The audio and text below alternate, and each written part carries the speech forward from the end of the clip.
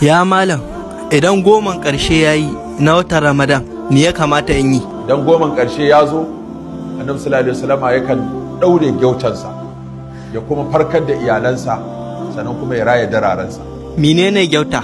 Ma'ana alamar kinaya ce ta nisantan iyali. To malam, menene amfanin haka? Daren nan guda 10 a ciki ɗaya na Lailatul Qadari. Mecece Lailatul Qadari? Daren Lailatul Qadari shine Allah ta'ala ya ce ya fi wata dubu kuma ana kiyasta shi da shekara 83 kuma shine daren da Allah ya kira shi inna anzalnahu fi lailatin mubarakatin. Sau nawa ake samun sa a shekara? Ana samun sa ne sau ɗaya a shekara. A cikin wane wata? Farkonsa ko ƙarshensa? A cikin watan Ramadana kuma a goman ƙarshe. A goman ƙarshen ma a mara.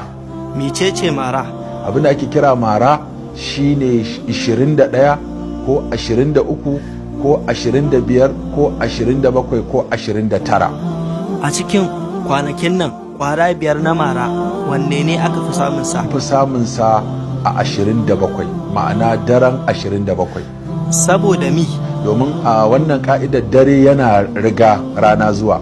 To malam, ban fahimta ba, ranar 27 ko ku? Ba ana nufin ranar 27 ba, a ranar 26 wanda za a wayi gari 27, to wannan shine daren 27. Idan Allah ya sa mutum ya dace da shi, menene riba sa? Daren Lailatul Qadari idan Allah ya sa mutum ya dace da shi, to ya samu babbar ribar da tafi yayi ibada ko ya shagala da wani aiki na bautar Allah fiye da shekara 83 ko kuma fiye da wata 1000. To malam mun gode, Allah ya saka da jannatul firdausi. Kai kuma daga kalla ka taimaka, kai like, kai duwitin, kai sharing iyawarka domin tarayya waladar.